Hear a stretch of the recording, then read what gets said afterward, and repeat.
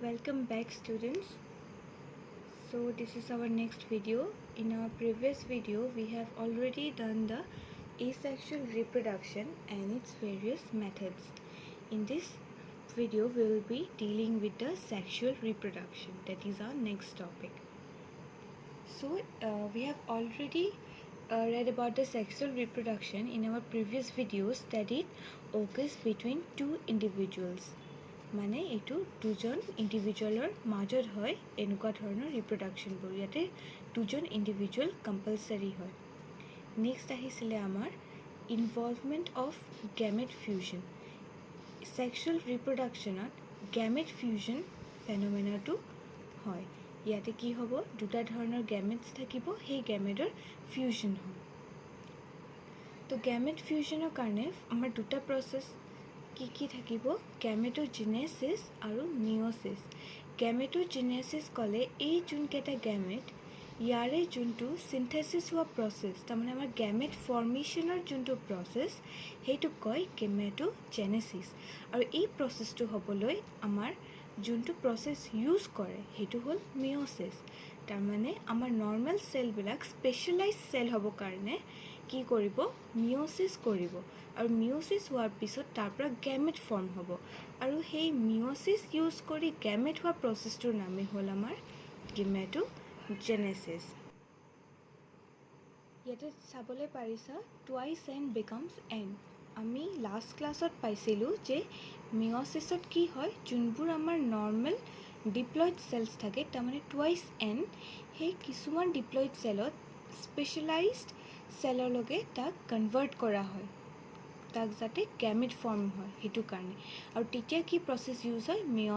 Meiosis কি আছে ৰিডাকশ্যনেল division তাৰমানে ইয়াতে আমাৰ নাম্বাৰ অফ ক্ৰমোজোমছ হাফ হৈ যাব ইয়াতে টুৱাইছ এন আছে সেইকাৰণে ইয়াতে এন হ'ব আমাৰ সেক্সুৱেল ৰিপ্ৰডাকশ্যনত কি হ'ব আমাৰ মোৰ চান্স অফ সাৰ্ভাইভেল ইয়াতে কি হয় যোনবোৰ অৰ্গেনিজমে সেক্সুৱেল ৰিপ্ৰডাকশ্যন ফলো কৰে সিহঁতৰ সাৰ্ভাইভেল চান্সেছ বেছি থাকে কাতকৈ বেছি হ'ব যোনবোৰ এছেক্সুৱেলি ৰিপ্ৰডিউচিং অৰ্গেনিজম সিহঁততকৈ আমাৰ সেক্সুৱেলি ৰিপ্ৰডিউচিং অৰ্গেনিজমবিলাকৰ চান্স অফ সাৰ্ভাইভেল বেছি তাৰমানে সিহঁতৰ সাৰ্ভাইভ কৰিব পৰা ক্ষমতাটো বেছি হ'ব ইয়াৰে কিছুমান কাৰণ আছে প্ৰথমটো হ'ব মিক্সিং অফ জিনছ ইয়াতে আমি কি দেখিলোঁ অলপ আগত যে গেমিট ইনক্লুডেড আছিলে গেমিট হ'ল আমাৰ স্পেচিয়েল সেলছবোৰ কাৰ পৰা আহিছে টু ইণ্ডিভিজুৱেলছ তাৰমানে যোনকেইটা আমাৰ parent individual mother and father সেই মাদাৰ আৰু ফাদাৰৰ দুজনৰে বেলেগ বেলেগ জিন কম্বিনেশ্যন আছিলে সেই তাৰ পৰা কি আহিব হাফ পাৰ্ট আহিব মাদাৰৰ পৰা হাফ ছেট আহিব আৰু ফাদাৰৰ পৰা হাফ ছেট আহিব সেই হাফ ছেটকেইটা কি হ'ল দুটা এন যেতিয়া জইন হ'ল দুটা বেলেগ বেলেগ পেৰেণ্টৰ পৰা তাৰমানে তাতে হৈছে আমাৰ মিক্সিং অফ জিনছ এই নতুন যোনটো অৰ্গেনিজম ফৰ্ম হ'ব তাৰ তাতে দেউতাকৰো কিছুমান জিন থাকিব আৰু মাকৰ পিনৰো কিছুমান জিন থাকিব নেক্সট আহিছে আমাৰ ভেৰিয়েশ্যন মানে হ'ল যোনবোৰ ইয়াৰ নিউ কেৰেক্টাৰ আহিলে বা যোনবোৰ কেৰেক্টাৰ ইয়াৰ নিজৰ পেৰেণ্টছৰ পৰা অলপমান ভিন্ন হ'ব সেইবিলাক কম আমি ভেৰিয়েশ্যন ইয়াতে যিহেতু জিন কিছুমান মিক্স হৈ গ'ল তো ইয়াৰে যোনটো অফস্প্ৰিং হ'ব বা যোনটো আমাৰ নিউ ইণ্ডিভিজুৱেল হ'ব সেইটোৰ কেতিয়াও 100% মাদাৰৰ নিচিনা নহয় আৰু 100% দেউতাৰ নিচিনাও নহয় তো সেইটো কি হ'ব তাতে ওলাব আমাৰ ভেৰিয়েশ্যন তাৰমানে নতুন ইণ্ডিভিজুৱেলটোৰ হয়তো কিছুমান ভাল কেৰেক্টাৰো থাকিব কিছুমান বেয়া কেৰেক্টাৰো থাকিব পাৰে তাৰে কিছুমান ভাল কেৰেক্টাৰ যেতিয়া আহিব সিহঁতে কি কৰিব সেই কেৰেক্টাৰকেইটাই সিহঁতক সাৰ্ভাইভেলৰ চান্সটো বঢ়াই দিব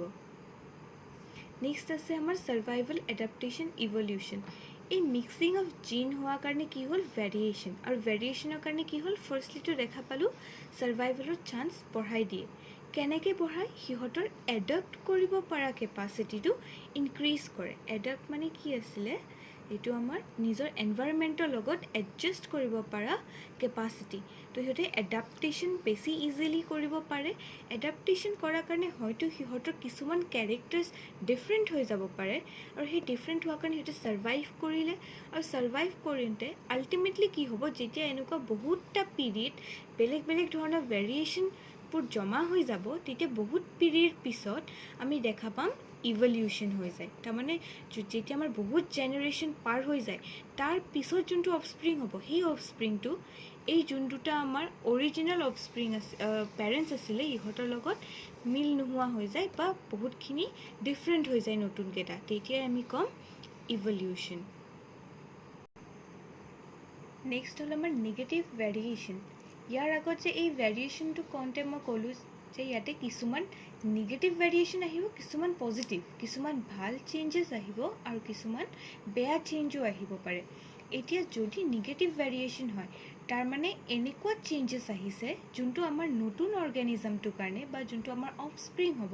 নিউ ইণ্ডিভিজুৱেল হ'ব সেই নিউ ইণ্ডিভিজুৱেলৰ কাৰণে এই ভেৰিয়েশ্যনকেইটা হাৰ্মফুল হয় তেতিয়া কি হ'ব সেইকেইটা আমাৰ নিগেটিভ ভেৰিয়েশ্যন বা এই ভেৰিয়েশ্যনটো আমাক তাক ছাৰ্ভাইভ কৰিব যদি হেল্প নকৰে ওলোটা কি হ'ব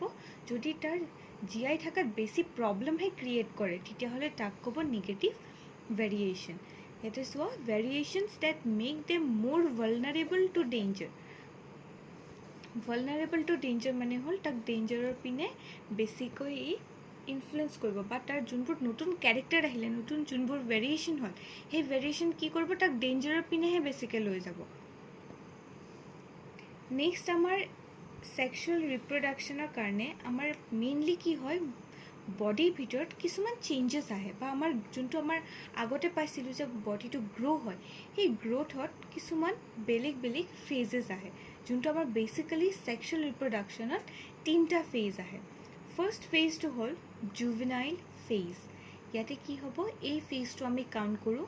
জন্মৰ পৰা লৈ যেতিয়ালৈ ৰিপ্ৰডাক্টিভ মেচিয়ৰিটি নাহে বা যেতিয়ালৈ ইণ্ডিভিজুৱেলজনে ৰিপ্ৰডিউচ কৰিব পৰা কেপাচিটিটো আহি নাযায় তেতিয়ালৈ আমি সেই ফেজটো কওঁ juvenile phase birth up to reproductive maturity next আছে আমাৰ ৰিপ্ৰডাক্টিভ ফেজ এইটো হ'ল আমাৰ ছেকেণ্ড ফেজ এইটো কেতিয়া ষ্টাৰ্ট হ'ব যেতিয়া আমাৰ আগৰটো এণ্ড হ'ব তাৰমানে আমাৰ যেতিয়া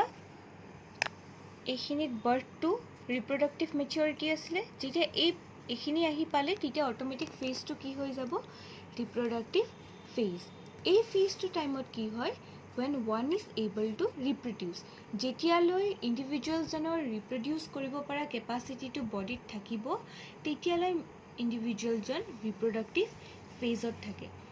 নেক্সট আহে আমাৰ সেনেসেণ্ট ফেজ এইটো হ'ল aging or lose the ability to reproduce তাৰমানে ওপৰত যে ইয়াতে এতিয়ালৈ ৰিপ্ৰডিউচ কৰিব পাৰি আছিলে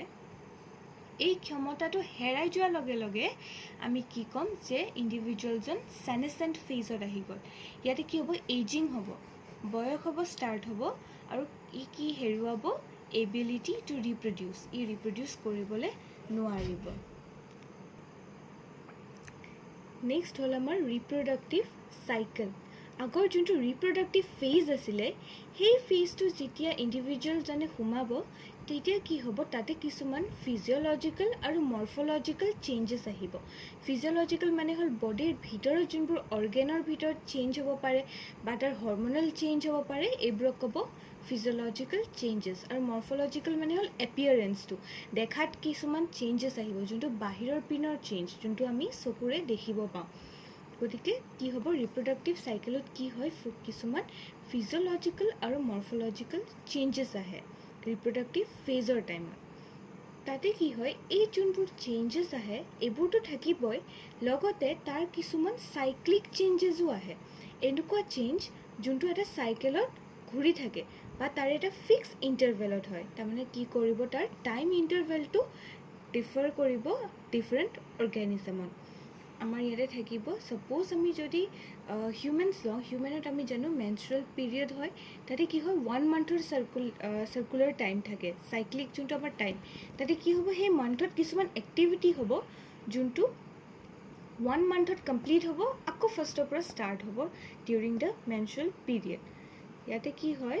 যোনবোৰ সাইক্লিক চেঞ্জেছ হ'ব সেইবোৰ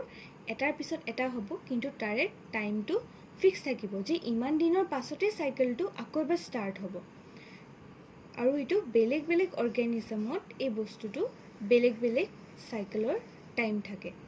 যেনেকৈ কিছুমান এনিমেলত হয়তো বেছি দীঘলীয়া হ'ব, কিছুমানত কম দীঘলীয়া বা চুটি হ'ব। কেতিয়াবা এনেকুৱা হয় যে ছেইম স্পিচিছ হ'লেও কাৰোবাৰ দীঘল হ'ব পাৰে, কাৰোবাৰ চুটি হ'ব পাৰে। নেক্সট হ'ল আমাৰ প্ৰাইমেটছ। আমি যদি এই চাইকেলটো চাওঁ, ৰিপ্ৰডাক্টিভ চাইকেলটো বেচিকেলি কাৰ থাকে, প্ৰাইমেটছ আৰু নন প্ৰাইমেট। প্ৰাইমেটত যোনবোৰ আমাৰ ৰিপ্ৰডাক্টিভ চাইকেল সেইটো কওঁ আমি মেনষ্ট্ৰুৱেল চাইকেল। মেনষ্ট্ৰুৱেল চাইকেলৰ কিছুমান এনেকুৱা কেৰেক্টাৰ আছে যোনবোৰ আমি বেলেগ চাইকেলত দেখিবলৈ নাপাওঁ, কিন্তু মেনষ্ট্ৰুৱেল চাইকেলটো আমাক বৰ্তমান ইমান ডিটেইলছত নালাগে, আমি ডিটেইলছত বেলেগ চেপ্টাৰ এটাত পাছত কৰিম। নেক্সট হ'ল আমাৰ নন প্ৰাইমেটছত যোনটো চাইক্লিক চেঞ্জেছ হয়, যোনটো ৰিপ্ৰডাক্টিভ চাইকেলৰ বা ৰিপ্ৰডাক্টিভ ফেজৰ সময়ৰ যোনটো চাইক্লিক চেঞ্জেছ, সেই চাইক্লিক পাথৱেটো কয় এষ্ট্ৰাছ চাইকেল। মেইনলি মনত ৰাখিবা, প্ৰাইমেটছত হ'ব মেনষ্ট্ৰুৱেল চাইকেল আৰু নন প্ৰাইমেটছত হ'ব এষ্ট্ৰাছ চাইকেল।